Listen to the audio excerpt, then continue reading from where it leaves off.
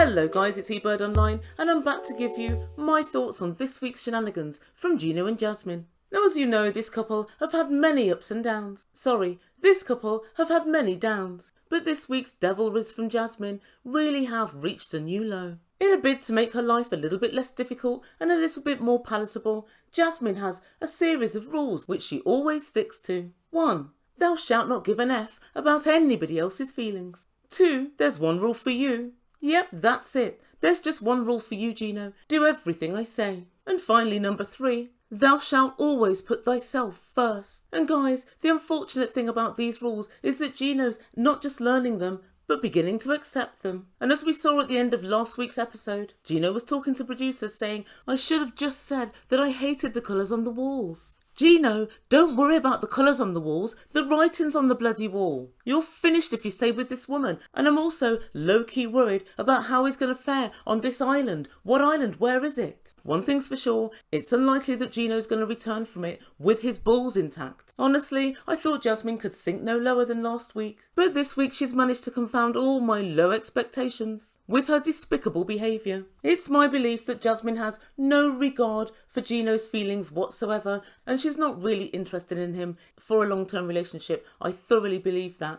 And so at the end of this video, I'm going to give you my arguments for why I believe that to be the case. But just before we begin, I'd like to give you all the opportunity of a lifetime. It's completely free. Yes, you heard that right, it's free. A lifetime subscription to Ebird Online. Come on, join the flock. Press that big red button and make Ebird a very happy Ebird. Also, if you enjoy this video, please don't forget to smash that like button and don't forget the notification bell so you don't miss any of my videos. So right, without further ado, I give you Gino and Jasmine. So when we first meet up with Gino this week, he was busy telling producers that it was disappointing to find that Jasmine was taking birth control pills. Apparently they'd both discussed that they wanted to start a family, and they'd agreed it would be a fantastic idea if she got pregnant whilst he was in Panama. Oh Gino, sometimes you make it very difficult for people to back you up. That is a ridiculous idea. You don't know the woman. And I've got to say, I too was absolutely shocked that she was on birth control pills. I never imagined they'd be compatible with antipsychotics. So the couple are in the hotel room and Jasmine's getting ready for a night out with her friends. I'm quite surprised to discover she has any. And no, I don't count her hairdresser. He's a paid employee. There's a difference. And so Jasmine lays out 3 dresses on the bed and says, Gino, which one shall I choose? He chooses a dress and she promptly snatches another one up and decides to wear that. So in other words, she just wanted to say to Gino, whatever you choose, I'm going to choose something different. She's such a weirdo.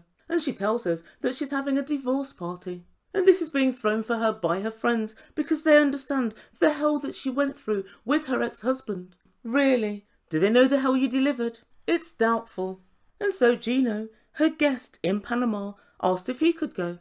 And she said, no, you can't because that's creepy. And she lets us know that she feels that after 3 days of being together, they could both benefit from having a night away from each other. Right, it doesn't exactly bode well for a long and happy and secure marriage now, does it? After just 3 days, things are so bad, they need a whole night apart. And Gino tells production he's looking forward to spending time with Jasmine on their island getaway. Really, Gino? Don't speak too soon. I'm having lots of thoughts about this holiday and none of them are good. Jasmine's bought Gino an extra large bikini.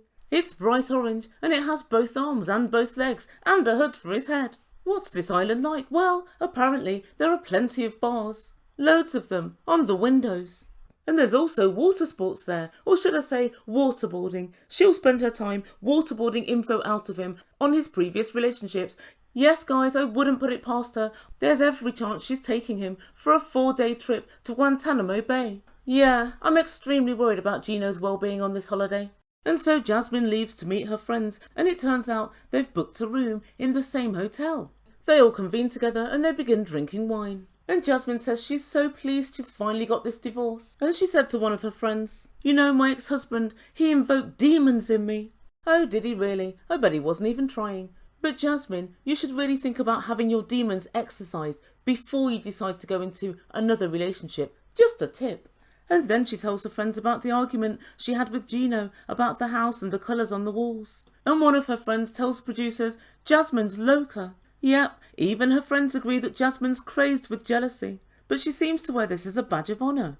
and her friend said she'll continue to have problems if she doesn't grow up. Really? Then she'll always have problems, because the last time I looked, 34, and the rest is fully grown. She's very unlikely to do more growing at this late stage. Just saying. And then Jasmine tells them all that she dances for Gino and she gives him great X-rated displays, i.e. she's whipping him sexually. And from what I'm seeing thus far, that's all Jasmine really has to offer. But then there's a knock on the door. Who's this? In walks a very camp-looking soldier. Oh dear, it turns out that he's an embarrassing strippogram. He whips off all his clothes and literally jumps on top of Jasmine and starts grinding her. It's an excruciatingly embarrassing, cringeworthy moment. And it's a moment, it seems, that lasted forever. Guys, I hate this sort of thing. I watched from behind my fingers. And next we see Gino, who's in his hotel room, looking a bit bored and doing a little bit of packing for Guantanamo Bay. Meanwhile, the stripper is thrusting his groin in Jasmine's face. She seems to be enjoying it. The group at some point stuffed dollars in his pants, and he exits left. And guys, I think these producers have seen a lot in their time. These producers are not unlike, I don't know, war correspondents.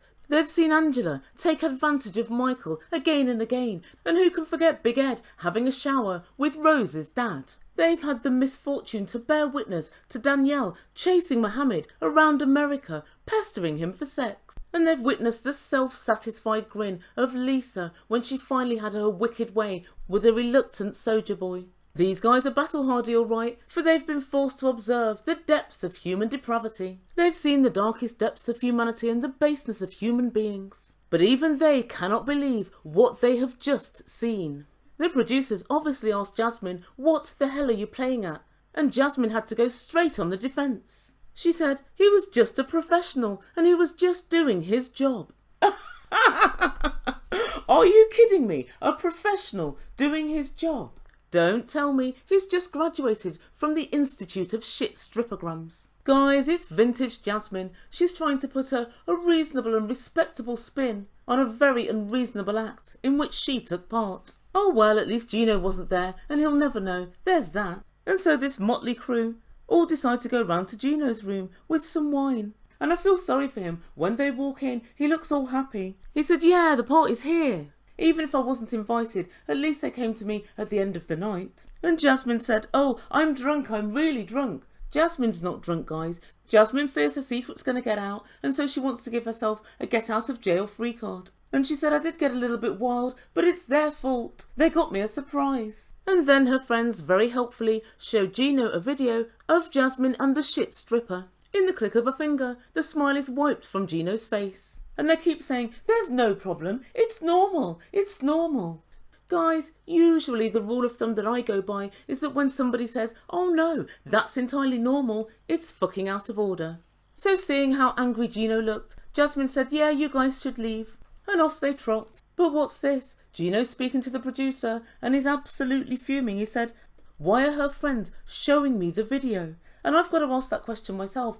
Why would they show him that video? Quite simply, to see a kick-off. And also, when they showed the video, Jasmine was laughing. And it just shows to me that she doesn't care about Gino or his feelings one little bit. And Gino sat down with her and he said, why are you laughing with your friends? How would you like it if I got a stripper and I did that to you? Why didn't you just keep it a secret? And Jasmine began to defend herself and she said, I had fun. It was my divorce party.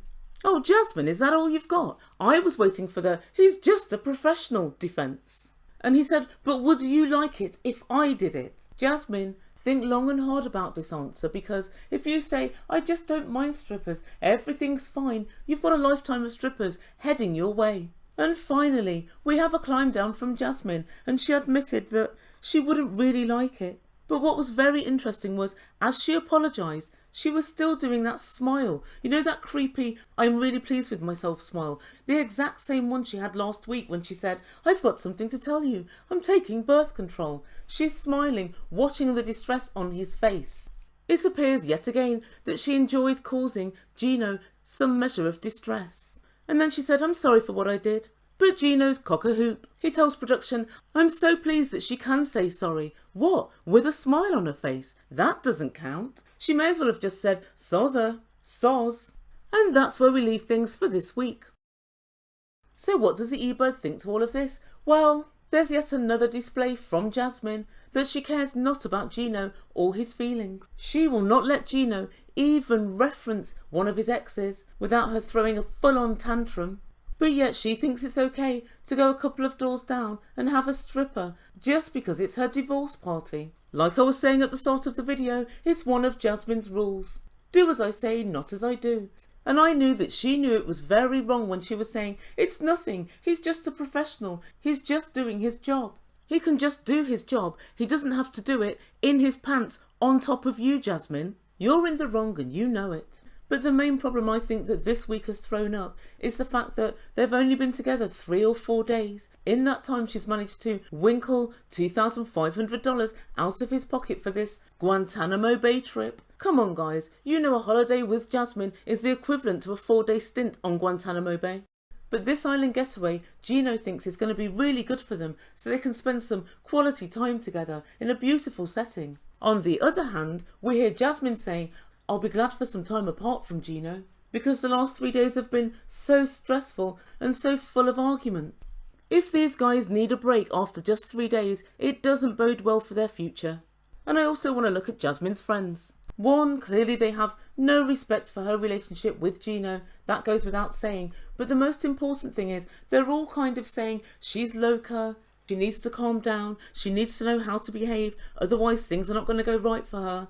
And even though they tell her this in not so many words, she still smiles her way through it and says, oh well, I'm crazy, that's how I am. So she has no intention of changing, and it seems to me she doesn't even really think that there's a really big problem with her behaviour and with her mood swings. Guys, think about it. Everybody knows someone or has worked for someone or has someone in their family that has crazy mood swings and that gets angry really quickly. But usually these people actually know that's the case. And usually there's a few post-tantrum moments of contrition. Usually they know they are hot-headed and out of order. But Jasmine doesn't think her behaviour is a problem. In fact, she acts as if it's some sort of benefit, some sort of crazy quirk to her personality. And guys, I think she has no intention of calming down or changing. She just thinks to herself, I need somebody who can deal with me. I'm a fiery Latina. I said it before and I'm going to say it again. It's Jasmine's express aim, I think, to either get publicity or to get to the US of A. And once she gets there, she'll set about living her American dream. She's already got 2 children. One of them lives with her mum and the other one lives with the child's father. So I think it's extremely doubtful that she wants to have yet more kids. But guys, what do you think? Do you think Jasmine's ever going to have kids with Gino? I think not. Do you think Jasmine's just a scammer, as I do, trying to get to the US of A? At this point, I think Gino should just cut his losses, have a great 2-week holiday, and adios, Jasmine. So you guys, let me know what you think her motives are in the comments down below, and I'll get on with my next video. Please don't forget to subscribe to my channel. Come on, hit it, smash it, caress it, press it, join the Ebird flock. Also, don't forget to smash the like button if you enjoyed the video. And I'll see you soon. Guys, thank you so much for listening. You've been listening to Ebird Online, and I bid you good day.